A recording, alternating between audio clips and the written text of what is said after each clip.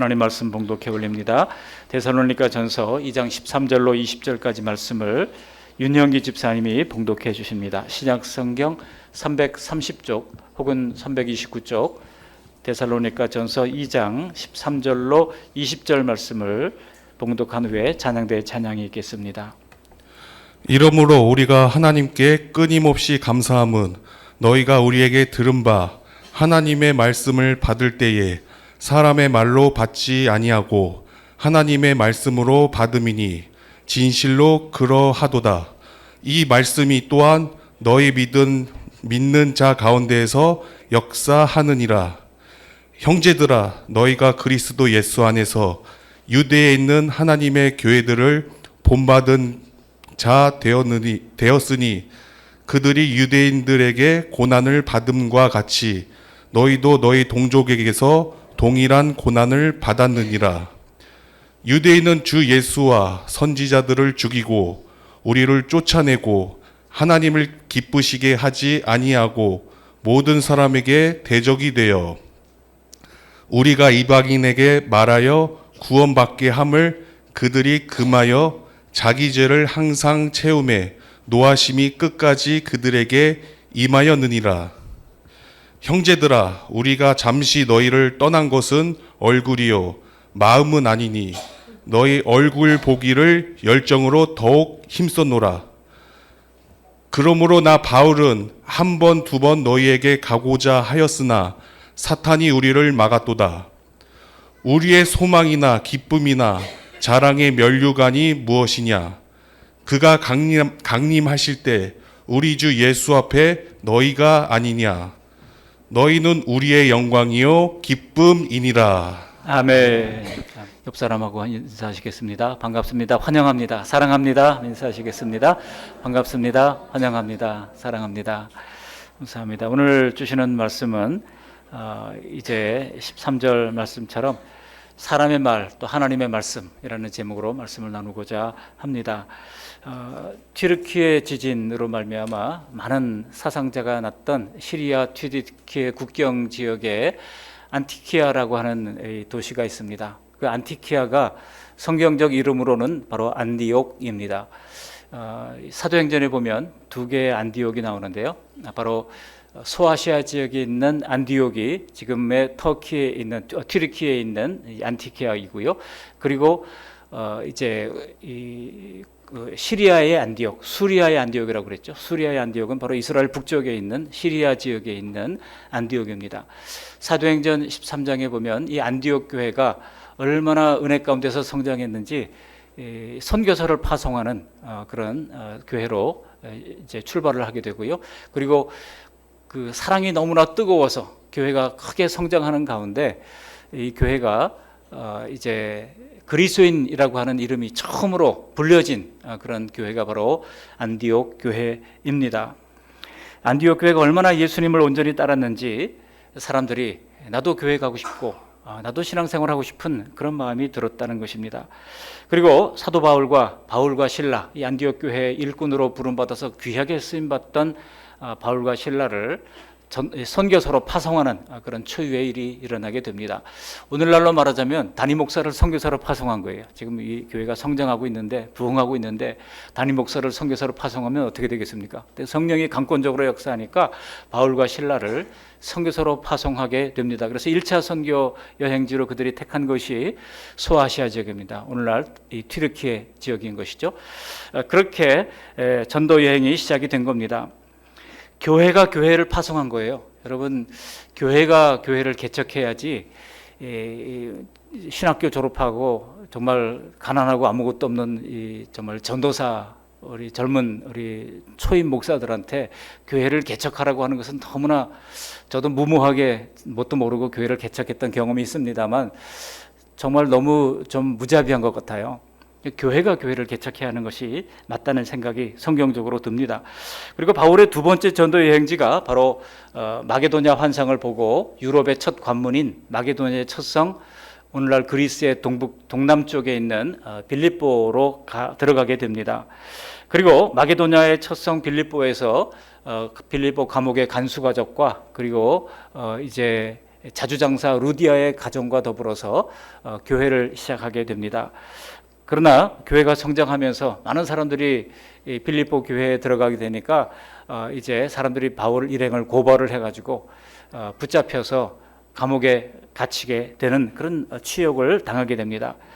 그러면서 바울은 빌립보를 떠나서 그리스의 중부 지역에 있는 데살로니가로 올라가게 돼서 복음을 전하게 됩니다.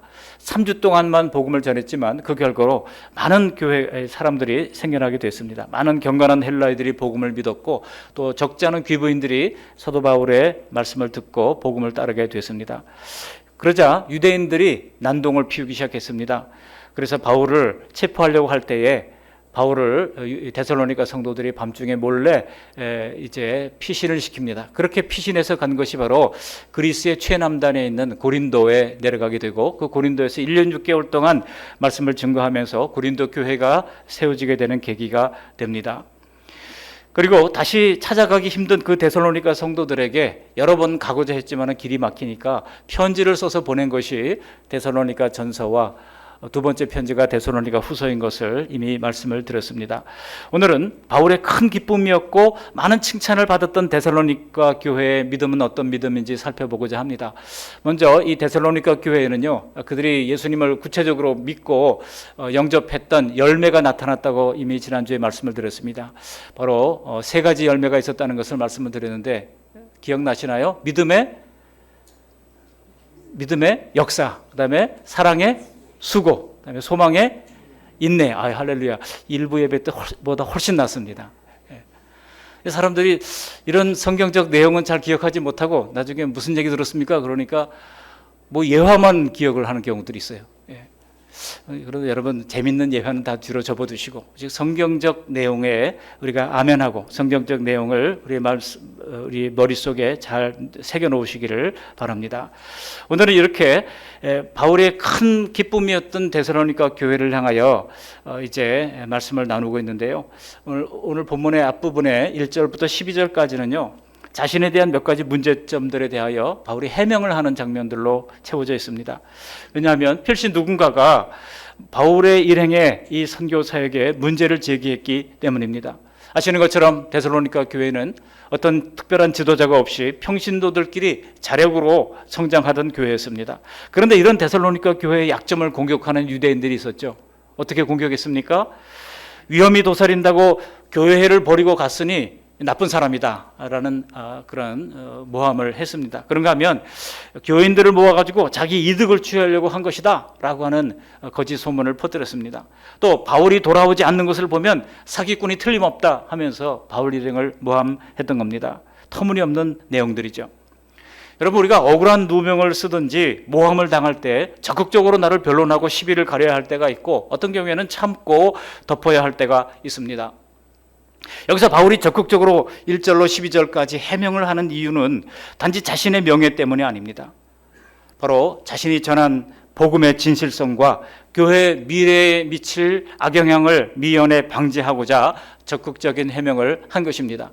그리고 오늘 본문 13절로 돌아온 것이죠. 그리고 13절부터는 다시 데살로니가 성도들의 믿음 문제로, 신앙 문제로 관심을 돌리게 됩니다. 그런 시험에 넘어가지 않을 만큼 성도들이 바로 서게 된 것은 데살로니가 교회의 성도들의 믿음 때문이라는 거예요. 그렇다면 사도 바울이 칭찬하고 있는 그들의 믿음이 무엇입니까? 두 가지로 정리해서 말씀을 나누겠습니다. 바로 말씀을 들을 때 하나님의 말씀으로 받는 믿음이 있었다는 것입니다. 그리고 두 번째로는 고난도 달게 받는 믿음이 있었다는 것입니다. 오늘 이 두 가지 내용으로 함께 말씀을 나누고자 합니다. 먼저 그들은 말씀을 받을 때 하나님의 말씀으로 받았다는 겁니다. 우리 13절 말씀 함께 읽어보시겠습니다. 13절, 이러므로 우리가 하나님께 끊임없이 감사함은 너희가 우리에게 들은 바 하나님의 말씀을 받을 때 사람의 말로 받지 아니하고 하나님의 말씀으로 받음이니 진실로 그러하도다. 이 말씀이 또한 너희 믿는 자 가운데서 역사하느니라. 제가 전에 어떤 이제 분한테 전도를 하려고 그렇게 이야기를 했었는데 이분이 전에 여의도 순복음교회 조용기 목사님의 경호원으로 있던 분이에요. 목사님 무슨 경호원이 필요한가 하는데 이분이 무술 실력자여서 그 경호원으로 있었던 분입니다. 그런데 경호원으로만 있었지 신앙을 제대로 가지고 있던 건 아닙니다. 그래서 제가 이렇게 전도를 하고 어느 교회냐고 그래서 그 말씀 교회라고 그때는 그랬더니 이 성경에 이 말씀 저 말씀도 있는데 그 말씀도 있군요 그러더라고요. 그랬는데 아직까지 이제 교회를 나오지 않고 있습니다.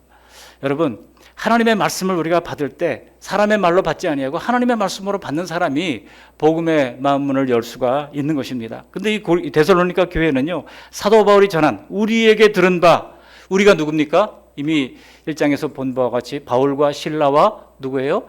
디모데. 이 첫 번째 선교 여행의 동력자들입니다. 그들에게 말씀을 받을 때 사람의 말로 받지 않았다는 겁니다. 우리가 말씀을 들을 때 하나님의 말씀으로 받는 것은 대단히 중요합니다.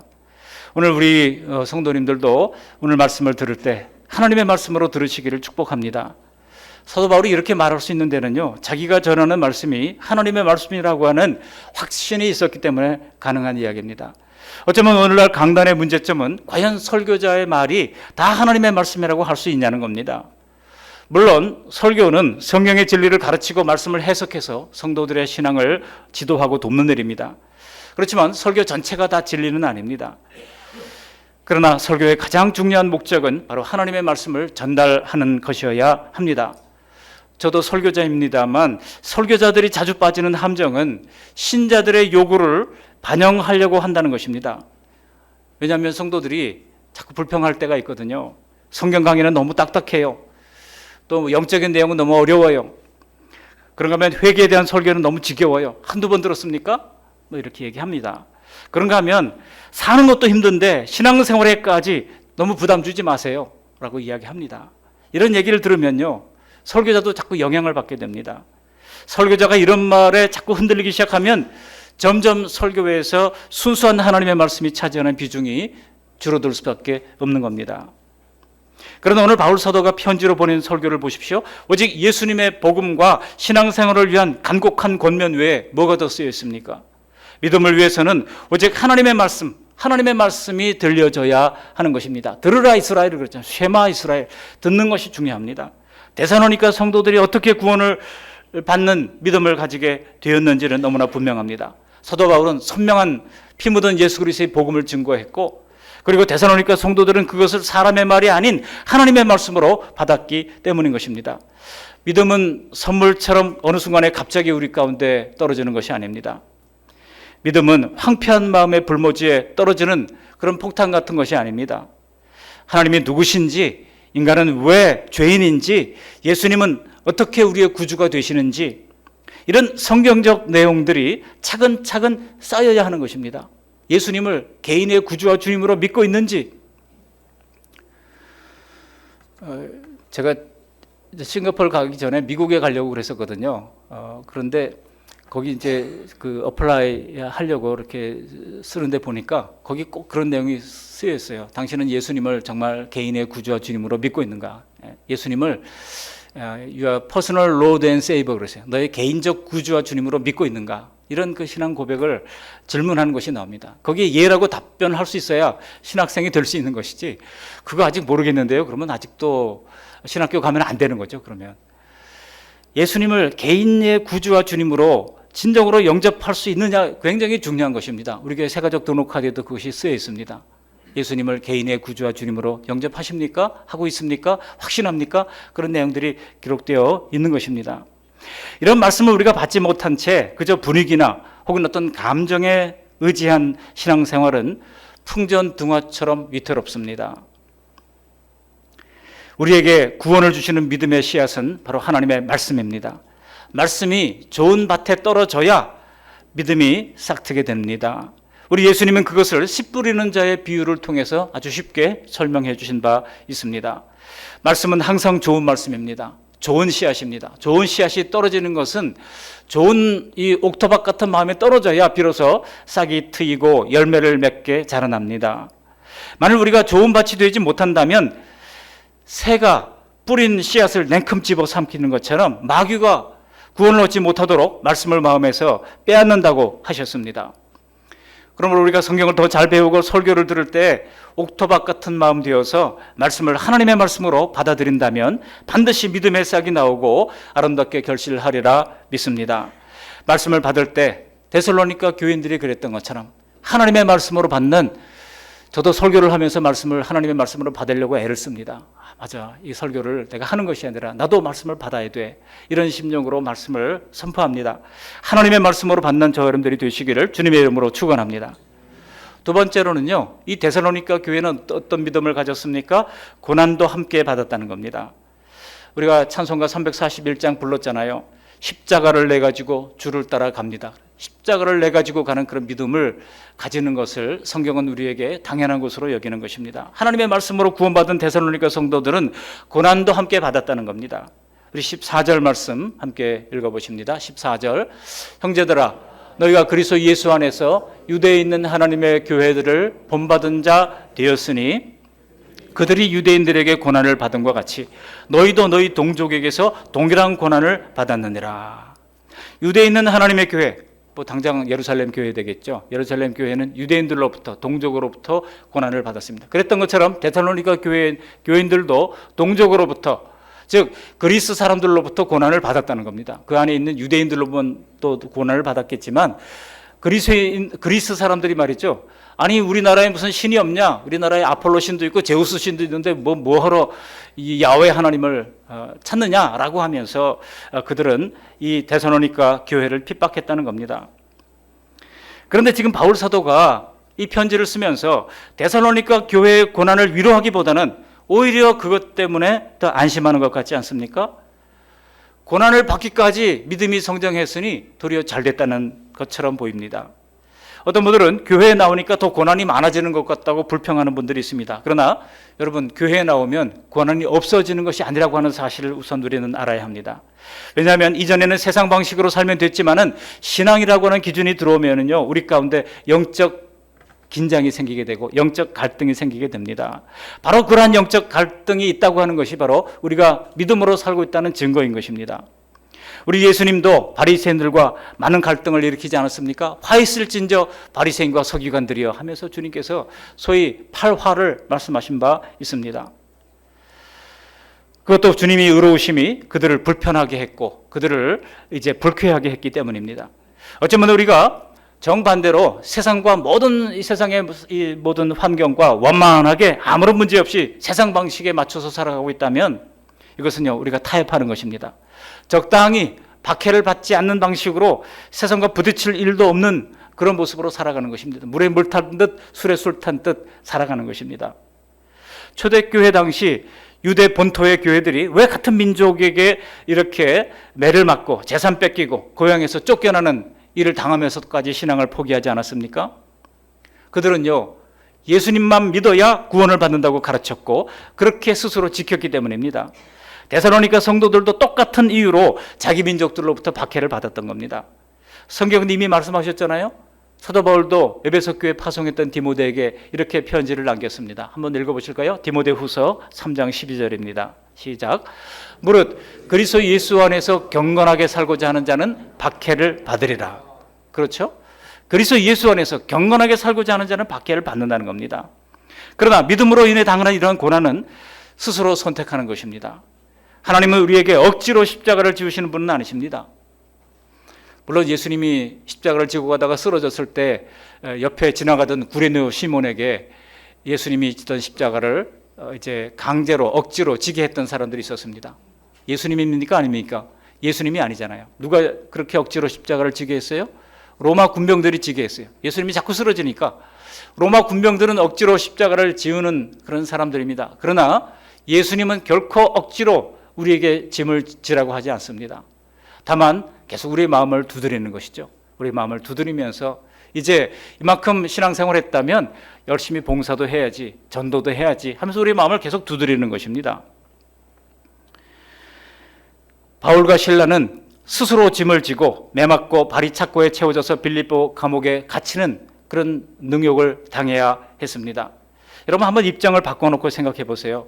매를 맞고 손에 착고에 채워진다고 하는 것이 얼마나 마음으로 약하게 만드는지, 얼마나 치욕스럽고 공포스러운 일입니까? 하나님이 왜 복음 전파의 사명을 다하는 사도에게 이런 능력으로부터 구원해 주지 않는 걸까? 우리가 그런 생각을 하기 쉽습니다. 그러다 그것은 바울이 주님을 사랑하고 헌신하는 마음이 그 정도로 강했다는 뜻입니다. 그 정도는 내가 스스로 감당해야 되겠다. 이미 각오하고 있었다는 이야기입니다. 그런 마음이 없었다면 아마도 바울은 잡히기 전에 도망쳤을 겁니다. 아니, 그 마게도냐 환상이 왔을 때라도 그곳에는 분명히 큰 핍박과 환란이 있을 것인데 아예 건너가지도 않았을 겁니다. 하나님은 성도들이 마음을 다해 드리고자 하는 것들을 결코 사용하지 않으시고 다 받으십니다. 굳이 피할 길을 주지 않으시는 것은 성도 마음에 있는 헌신을 그렇게 주님께서 다 받으시고 또 주님께서 그들의 그 헌신을 드러내시기 위한 것입니다. 그러면서 사도 바울 자신도 담대함이 생겨서 더욱 큰 확신을 가지고 사명을 잘 감당하게 되었던 겁니다. 오히려 빌립보 감옥에 갇혔던 것 때문에 빌립보 교회가 생겨나지 않았습니까? 루디아의 이 자주장사 루디아의 가정과 더불어서 빌립보 감옥 사람들이 깨닫고 변화받고 그들이 옥문이 열리는 것을 보면서 다 빌립보 교회 성도들이 되지 않았겠습니까? 더구나 감옥 간수의 이 가정도 예수 믿고 구원 얻게 되었으니 놀라운 역사가 일어나게 된 거 아니겠습니까? 하나님은 놀라운 그 투옥의 일을 통하여 도리어 교회가 부흥하는 계기로 만들어 주셨던 것입니다. 하나님의 은혜에 감사하며 자원하는 고난을 고역으로 생각하는 성도는 없습니다. 만약 우리가 누군가를 위한 수고가 고생으로 느껴진다면 여러분 거기에는요 사랑도 없고 감사도 없다는 뜻입니다. 사랑하면 더 희생하고 더 섬기고 싶어지는 것이 이 사랑의 특징인 것입니다. 그래서 여러분 데살로니가 교회의 특징 가운데 믿음의 역사가 있었고 두 번째 뭐가 있다고요? 사랑의 수고가 있었다 그러지 않습니까? 지금 예배 마치고 나서 여러분들이 먹을 이제 음식을 준비하는 우리 두 분이 어제부터 와가지고 준비하시더라고요. 그래서 제가 말씀이 생각이 나서 여러분들의 사랑의 수고에 정말 감사합니다 그랬어요. 근데 그게 억지로 하는 거라면 한번 생각해 보세요. 이걸 왜 해야 되나? 그런 불평이 나오지 않겠습니까? 우리 교회는 성도들이 많지도 않잖아요. 뭐 그저 식수 인원이 6, 70명 정도밖에 안 됩니다. 근데 전에 제가 섬겼던 교회는요. 식수 인원이 500명입니다. 지금 더 많아졌겠죠. 500명인데요. 그 주방이요. 우리 교회보다 훨씬 더 작아요. 500명 먹는 주방이 지금은 교회를 새로 짓고 이제 크게 바뀌었습니다만 그런데 새가족들이 와서 제가 새가족 담당을 해가지고 새가족 말씀을 가르치고 구역 편성까지 하고 했는데요. 돌아오면서 봉사를 하는데 이분들이 물 한 번 묻히지 않고 아주 곱상하게 생기신 분들이 말이죠. 그렇게 아주 고귀한 삶을 살았던 것 같은 분들이 교회 설거지하러 주방에 들어갔는데 여름에 말이죠. 땡볕에 그 설거지하러 좁은 주방에 들어갔는데 거기 에어컨이 있습니다만 힘이 없어요. 땀이 그냥 범벅이 돼가지고 한 번 하더니 자기 유교에 못 나오겠다는 거예요. 내가 여기 설거지하러 왔냐고. 500명 설거지를 한다고 한번 생각해 보세요. 우리 교회 주방은 소라도 잡을 수 있을 만한 주방입니다. 그리고 교회 짓기 전에 주방은 정말 좁고 아주 협소했어요. 여러분, 하나님을 향한 사랑이 없다면요, 모든 것이 고난이 되고 힘들고 어려운 것입니다. 사랑도 없고 감사도 없고 불평만 남는 것입니다. 그러나 사랑하면 더 희생하고 싶어집니다. 사랑하면 더 섬기고 싶어지는 것입니다. 혹시 우리 마음속에 주님을 위해 희생하는 섬기는 성도들을 보면서 저렇게까지 헌신할 필요가 있나? 그렇게 생각할지도 모릅니다. 그러나 실상 그런 고난은 괴로움보다는 훨씬 더 막대한 유익으로 우리 자신에게 되돌아오는 것입니다. 예수님을 위해서 기쁘게 고난당하는 성도들에게 주님께서 무엇을 아끼시겠습니까? 이것도 주고 싶고 저것도 주고 싶은 게 순종하는 자녀에게 대한 하나님 아버지의 마음인 것입니다. 저같이 부족한 사람에게도 때때로 하나님이 자꾸만 그렇게 말씀하는 것만 같아요. 엄목사 뭐가 더 필요하니? 엄목사 뭐가 더 필요해? 물으시는 것처럼 느껴집니다. 그러다가 이 생에서의 보상과는 비교할 수조차 없는 상급을 우리는 하나님 나라에서 영원토록 누리게 될 것입니다. 내가 이런 봉사를, 이런 섬김과 희생을 주님을 위해서 할 수 있다는 것 자체가 너무나 귀한 것이구나, 영광스럽구나, 잘했구나. 그 기쁨이 영원히 계속된다고 한번 생각해 보십시오. 이 땅에서 안일하게 살면서 잠깐 즐겁게 살다가 가는 것과는 비교가 안 되는 것입니다. 누구든지 그 인생에는 나름대로의 고난이 있습니다. 그러나 사람들은 그러한 고난을 팔자라고 생각하면서 고난의 무게를 지고 살아갑니다. 그러면서도 예수님을 위한 작은 고난은 만나기만 하면 마치 무슨 큰일이나 나는 것처럼 그렇게 호들갑을 떠는 경우들도 많습니다. 내 인생 살기도 힘든데 신앙의 고난까지 질 수는 없다는 것입니다. 신앙에도 짐이 있잖아요. 기도의 짐. 전도의 짐, 봉사의 짐, 이런 짐까지 지라고 하면 그 인생의 짐보따리가 더 무거워질 것만 같지 않습니까? 그러나 실상은 그렇지 않습니다. 우리 예수님도 분명히 말씀하셨어요. 한번 읽어보실까요? 마태복음 28장 11장 28절 이하의 말씀을 함께 읽어보십니다. 수고하고 무거운 짐진 자들아 다 내게로 오라. 내가 너희를 쉬게 하리라. 나는 마음이 온유하고 겸손하니 나의 멍에를 메고 내게 배우라. 그리하면 너희 마음이 쉼을 얻으리니 이는 내 멍에는 쉽고 내 짐은 가벼움이라 하시니라. 교회 나면 짐이 없을 것 같죠? 아니요, 짐이 있대요. 예수님이 주시는 내 멍에가 있다는 겁니다. 예수님이 주시는 내 짐이 있다고 말씀하십니다. 예수님의 멍에, 예수님의 짐을 지고 가라고 말씀하십니다. 그러나 그 짐을 피하려고 하는 것이 아니라 지고 가려고 할 때 주님은 진정한 쉼을 허락해 주시는 것입니다. 감당할 만한 힘을 주시고 쉽게 만들어 주시고 가볍게 만들어 주신다는 것입니다. 주님이 놀라운 약속입니다. 주님이 주신 짐들 때문에 그 덕분에 오히려 인생의 역경들을 더 잘 이겨낼 수가 있다는 것입니다. 이해가 되시나요? 부족하지만 저도 믿음의 짐을 지고 나름 열심히 주님을 따라가다 보니까 어느 순간 그 삶의 무거운 짐들이, 짐보따리가 어디로 갔는지 다 사라지는 것 같은 그런 체험을 여러 번 했습니다. 그러므로 여러분, 믿음이 있다면 힘들 때일수록 주님을 위한 짐들을 포기하지 마시기를 바랍니다. 따라하시기 바랍니다. 기도의 짐, 전도의 짐, 봉사의 짐. 기도의 짐, 전도의 짐, 봉사의 짐을 포기하지 말고 나몰라라 하지 말고 기꺼이 지시는 저와 여러분들이 되시기를 바랍니다. 그러므로 이 짐을 자원해서 지실 때에 주님께서 오히려 감당할 수 있는 힘과 지혜와 은혜를 갑절로 베풀어 주실 줄 믿습니다. 또한 이런 십자가 고난과는 달리요, 우리에게는 인생의 짐도 동일하게 있습니다. 예수 믿는 사람이나 예수 믿지 않는 사람이나 동일하게 인생의 짐은 누구나 같이 지고 가는 것입니다. 먹고 살기 힘들고 괴로운 일들이 많고 때로 질병으로 우리가 고난을 당하기도 합니다. 또 사건 사고를 우리도 동일하게 당합니다. 뭐 불이 나면은 그 중에 있는 크리스찬들은 다 구원받고 남크리스찬들은 다 불타고 이러지 않지 않습니까? 다 동일하게 어려움을 겪게 됩니다. 구지역이 퍼지면은요, 크리스찬 농장에도 예외 없이 이제 짐승들을 다 파묻어야 하는 그런 아픔이 있게 되는 겁니다. 이런 어려움은요, 죄악으로 가득 찬 세상에서 모두가 피할 수 없이 당하는 그런 부조리들입니다. 이런 것들을 이제 하나님을 위해서 스스로 선택한 고난이라고 생각해서는 안 됩니다. 이런 삶의 고난에 대해서는요, 먼저 이것은 주님을 위한 고난은 아니다라고 하는 것을 분명히 할 필요가 있습니다. 다만 감사하게도 우리는 예수님을 믿고 하나님의 자녀가 되었으니 그런 문제들까지라도 하나님을 의지해서 풀어갈 수가 있게 된 것입니다. 그러나 이런 관계를 이해하지 못하면 Why me? 하면서 왜 내게 이런 고난을 주십니까? 라고 하면서 엉뚱한 소리를 하게 되는 것입니다. 그러다가 문제가 해결되지 않으면 어떻게 합니까? 자꾸 실망하고 그러다가 마침내 돌아서게 되고 마는 것입니다.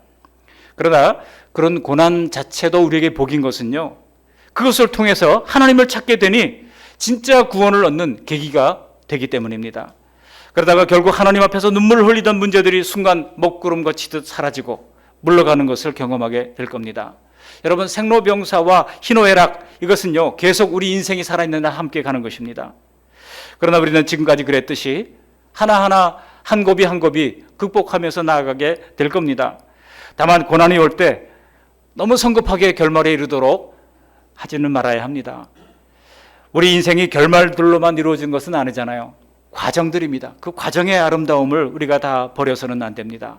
결말에만 집착하면은요, 인생의 대부분을 차지하는 그 삶의 과정들을 우리가 간과하고 마는 것입니다. 하루하루 걸어가는 그 과정들이 올바르게, 선하게, 감사하게 살아가면서 우리의 인격과 신앙을 세워간다면 마침내 우리의 인생도 하나님 보시기에, 또 사람 보시기에 복된 인생으로 빚어지게 될 줄로 믿습니다. 그렇게 인생의 어려움도 두려워하기보다는 오늘 데살로니가 성도들처럼 굳건한 믿음을 지키는 가운데 이겨나가는 저와 여러분들이 되시기를 주님의 이름으로 간절히 축원합니다. 그런데요, 데살로니가 교인들의 질문이 또 하나 있었잖아요. 그것이 뭡니까? 왜 하나님은 하나님을 경외한다고 하는 유대 교인들을 통하여 우리 신자들처럼 박해를 하는가 하는 것입니다. 이거는요, 데살로니가 성도들에게는요 이해가 되지 않는 부분이었습니다. 지금도 유대인들은 대부분 예수님을 믿지 않습니다. 그리고 예수님을 믿는 사람들도 자신을 크리스찬이라고 부르는 것을 좋아하지 않습니다. 예수 믿었으니 크리스찬이네요 그러면은요, 저 크리스찬 아닙니다라고 딱 손사래를 칩니다. 왜 그런지 아시죠? 바로 아돌프 히틀러 때문입니다. 아돌프 히틀러가 유대인을 세상에서 없애려고 600만 명을 학살하지 않았습니까? 왜 학살했을까요? 그 이면의 생각은요, 예수님을 죽인 유대인들을 세상에서 없애야 된다고 생각한 거예요. 그래가지고 신앙의 이름으로 유대인들을 죽이려고 했던 겁니다. 그러니 이 사람들이 예수 믿어도 절대로 크리스찬이라는 말을 하지 않습니다. 대신 뭐라고 얘기합니까? 예수님을 메시아로 받아들이는 유대인이다라고 해서 메시아닉 주라고 부릅니다. 그렇지만 조금씩 늘고는 있어요. 유대인들 중에서 예수를 믿는 이 메시아닉 주가 조금씩 늘고 있긴 해요. 그렇지만은 아직 대부분은 다 유대교회 하나님만 믿고 그리스도인들을 핍박하고 또 예수 믿는 사람들을 좋아하지 않습니다. 교회가 있긴 있지만 예루살렘에도 지금 뭐 한인교회도 있고 몇 개 있습니다만 별로 그렇게 성장하지 않습니다. 워낙 물가가 비싸고 또 어렵다 보니까 잘 이게 성장이 안 되고 있습니다. 사실 이스라엘이 예수님을 메시아로 믿지 않는 것은 구속사의 아이러니입니다. 지금도 대부분 예수님을 안 믿습니다. 하나님은 이스라엘을 역사 속에서 함께 하셨고 역사 속에 이스라엘을 통해서 자신을 계시하셨고 구원과 심판에 대한 모든 진리들을 기록해 놓으셨습니다. 그러므로 이스라엘과 구약 성경이 없다면 복음을 우리가 완벽하게 이해할 수 없습니다. 그런데요, 구원자이신 예수님이 오셨을 때 결정적으로 유대인들은 믿지 않았던 겁니다. 사실 이스라엘은 선민으로 살아간 역사 속에 제대로 하나님을 경외했던 적이 별로 없습니다. 출애굽기를 읽다 보면요, 출애굽기를 읽다 보면 어떻게 이렇게 목이 곧고 하나님을 이제 대적하고 그렇게 하나님을 떠난 민족이 있을까 이런 생각이 듭니다. 항상 하나님을 떠나고 하나님을 배반하고 그랬던 민족입니다. 하나님이 물을 주시면 좀 잠깐 만족해했다가 또 불평하고 말이죠. 만나를 주었을 때 만족해했다가 나중에는 뭐라 그럽니까? 이 박한 식물을 싫어한다라고 하면서 또 불평하고 말이죠. 고기 달라고 그러고. 그래서 메추라기를 줘서 또 먹이 하셨잖아요. 그래도 불평은 끊이지 않았던 민족입니다. 구약 성경의 수많은 기록들이 이스라엘의 반역하는 모습을 담고 있다고 해도 과언이 아닙니다. 그래서 예수님은 늘 말씀하셨어요. 예수님이 이렇게 유대인들에게 말합니다. 한번 읽어보실까요? 너희가 나를 알았더라면 내 아버지도 알았으리로다. 여러분, 이게 무슨 말입니까? 너희가 실은 아버지 하나님도 제대로 몰랐다는 이야기입니다. 그러나 하나님의 심판대 앞에서 유대인들은 예수님이 심판주로 보좌에 앉으신 것을 보고 절망할 겁니다. 왜 그렇습니까? 그들이 알고 있었던 예수님, 그들이 알고 있었던 하나님이 아닐 테니까 말입니다. 즉 유대인들은 하나님을 종교의 틀에 가두고 자기들이 만든 그런 종교를 신봉하고 다른 것에 불과한 것입니다. 실은 하나님을 아버지로 믿고 순종했던 것이 아니라고 하는 것입니다. 그 결과가 오늘 본문 15절에 나와 있어요. 우리 15절 말씀 함께 읽어보실까요? 15절. 유대인은 주 예수와 선자들을 죽이고 우리를 쫓아내고 하나님을 기쁘시게 하지 아니하고 모든 사람에게 대적이 되어 우리가 이방인에게 말하여 구원을 받게 함을 그들이 금하여 자기 죄를 항상 채우매 노하심이 끝까지 그들에게 임하였느니라. 그런데 여러분, 유대인들이 이처럼 하나님을 거부하고 믿지 않고 믿는 자들을 핍박하고 했던 이 내용을 사도 바울은 18절에 내려가 보시면 그들의 배후에 사탄이라고 하는 인격체가 있다고 이야기합니다. 한번 읽어보실까요? 18절 읽습니다. 그러므로 나 바울은 한 번, 두 번 너희에게 가고자 하였으나 사탄이 우리를 막았도다 그랬어요. 사탄이 우리를 막았다는 겁니다. 유대인들이 막았는데 사탄이 우리를 막았다고 얘기합니다. 왜 그렇습니까? 사탄이 사람을 움직여가지고 하나님의 하는 일들을 방해하기 때문입니다. 어떤 분이 성경에 귀신인 이야기가 있는데 귀신하고 마귀하고 어떻게 다릅니까? 사탄하고 어떻게 다릅니까? 간단하게 이해하자면요, 우리가 하나님이 성삼위 하나님으로 존재하잖아요. 성부 하나님, 성자 하나님, 성령 하나님으로 존재하듯이 마귀도 삼위로 존재한다고 이해하면 됩니다. 딱 이렇게 정확하게 맞아떨어지는 것은 아닙니다만 큰 그림으로 그렇게 이해를 하면 우선 이해하기 쉽습니다. 먼저 사탄은 성부와 반대되는 인격입니다. 반대로 이 성자와 반대되는 것이 바로 마귀입니다. 영어 성경에는 데빌이라고 언급이 되어 있고요. 반대로 성령과 반대되는 이 존재는 바로 디몬이라고 하는 이 귀신인 것입니다. 그래서 귀신 들렸다고 하는 것을 디몬 포제스트라고 얘기하거든요. 바울이 야반도주로 이별했던 데살로니가 성도들을 다시 가서 만나려고 왜 노력을 안 했겠습니까? 여러 번 가려고 했습니다. 그러나 그 방문길을 가로막은 것은 바로 유대인들이었습니다. 그런데 사도 바울은 사탄이 막았다고 말하고 있는 겁니다. 사탄은 그때부터 지금까지도 하나님 나라와 복음 전파를 방해하기 위하여 꼭 사람을 동원하여 방해 세력을 형성하는 것입니다. 어떻게 사탄이 성도들을 공격하고 도발합니까? 사람을 통해서 자기 목적을 이루고자 하는 것입니다. 우리의 믿음을 넘어뜨리는 시험들도 대부분은요, 환경을 통해 오는 것도 있지만 사람을 통해서 오는 경우가 훨씬 더 많습니다. 그래서 그 사람이, 어떤 특정한 사람이 감정을 상하게 하고 말을 통해서 우리를 낙담시키고 일을 힘들게 만들고 세상으로 끌고 가고, 모두 다 사람을 통해서 믿음을 약탈하려는 마귀의 작전이 전개되는 겁니다. 사도 바울의 경우는 유대인들이 시기심과 분노를 조장해가지고 데살로니가 교회의 방문을 막고 있는 겁니다. 그래서 바울이 꼼짝 못하고 고린도에 머물면서 편지를 2번씩이나 보낼 수밖에 없었던 것입니다. 그랬던 것처럼 사실 우리도 이런 마귀의 계략에 당할 때가 있습니다. 그러나 이런 영의 세계에 대해서 알고 당하는 것과 모르고 당하는 것은 천지차이입니다. 알고 당하면은요, 당해도 그야말로 승률이 높아져요.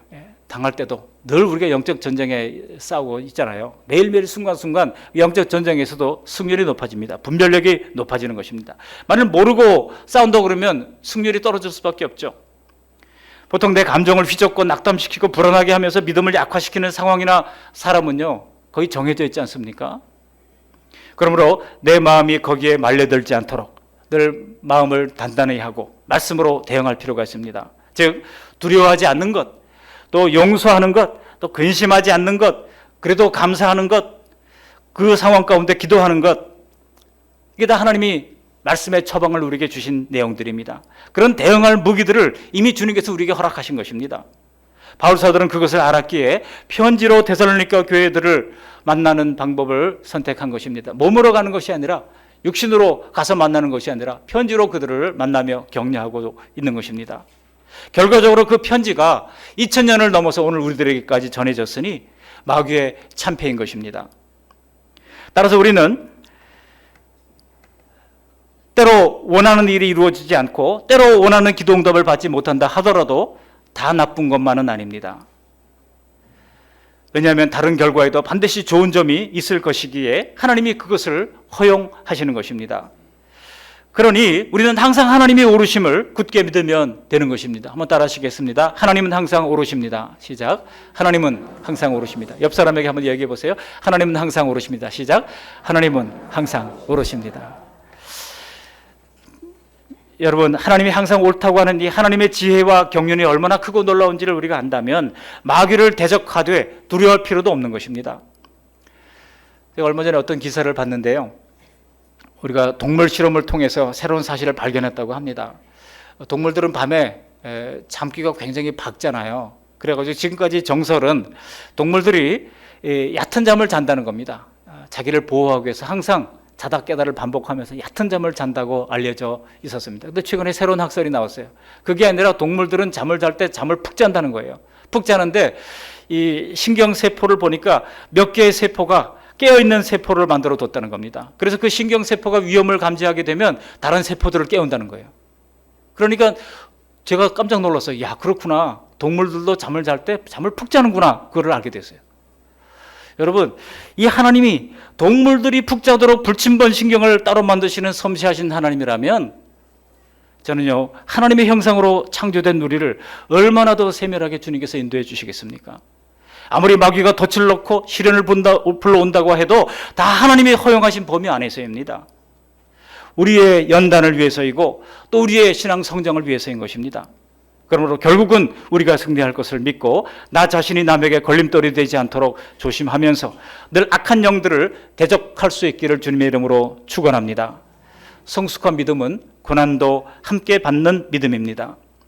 말씀을 정리합니다. 바울 사도가 데살로니가 성도들을 생각할 때에 얼마나 그 성도들로 말미암아 감사하는지는 19절을 비롯한 이 편지 행간에 절절히 나타나 있습니다. 우리도 데살로니가 성도들처럼 성경을 하나님의 말씀으로 받으시기를 축원합니다. 또한 한편으로 복음으로 말미암아 자신처럼 큰 고난을 당하는 성도들에 대한 애잔한 마음도 바울은 있었습니다. 그러나 장차 그들이 맞이하게 될 결말이 얼마나 아름답고 얼마나 영광스러운가 그는 확신했기에 고난의 보자기에 쌓인 보배로운 복음을 기쁘게 전했던 것입니다. 그렇게 우리도 이 길을 함께 가자고 남을 권할 수 있는 것 아니겠습니까? 신앙생활이 고난만 있다면 우리가 어떻게 전도하겠습니까? 예수 믿으면 다 고난만 있어요. 멍에만 있어요. 짐만 있어요. 그럼 누가 오겠습니까? 그러나 주님께서는 그 고난도 뛰어넘는 그런 은혜를 우리에게 허락해 주시는 것입니다. 예수 믿는 감격이 있고 예수 믿는 기쁨이 있고 찬양도 있잖아요. 예수 믿는 것 찬양도 있잖아요. 얼마나 기쁨과 감격이 있습니까? 우리가 인생을 살아가면서 노년에 양로당, 경로당 갈 필요도 없어요. 교회 오면 됩니다. 교회 오면 다 봉사할 것도 있고 얼마든지 섬길 수 있는 것이 많으니까 무료할 이유가 없습니다. 신앙생활하면 기쁨이 넘치게 되는 것입니다. 그러다 보면 여러분 장차 우리가 예수님을 만날 소망 가운데 우리가 좀 가난해도 다 의미가 있고 우리가 좀 혹시 잘 산다 할지라도 다 하나님의 뜻이 있는 것입니다. 만일 우리가 예수님을 기쁘게 만나지 못할 것이라면 지금 우리가 잘 살든지 또는 가난하든지 모두가 다 무의미한 것입니다. 그래서 바울은 데살로니가 성도들 자체가 바로 바울의 영광이요 기쁨이요 주님이 강림하실 때 자랑의 면류관이라고 말씀하고 있는 것입니다. 과연 나는 예수님 앞에 갔을 때 자랑의 면류관이 될 누군가가 함께하고 있습니까? 장차 아름답고 찬란한 천국에서 내 곁에 아무도 없이 그저 나 혼자뿐이라고 하면 가슴 아플 것 같아요. 혼자가 아닌 교회로서 함께 그리고 우리의 가족이 함께 예수님을 잘 믿어서 모두 다 영생의 복을 누리게 되시기를 간절히 축원합니다. 아멘. 고마우신 하나님 아버지 오늘 귀한 주님의 말씀 들려주셔서 감사를 드립니다. 데살로니가 교회 믿음처럼 말씀을 받을 때 돌 같은 마음이 변하여 옥토 같은 마음이 되어서 말씀을 하나님의 말씀으로 받는 믿음을 허락해 주시고 고난도 달게 받는 믿음으로 굳게 서게 도와 주시옵소서. 예수님 거룩하신 이름으로 감사하며 기도합니다. 아멘.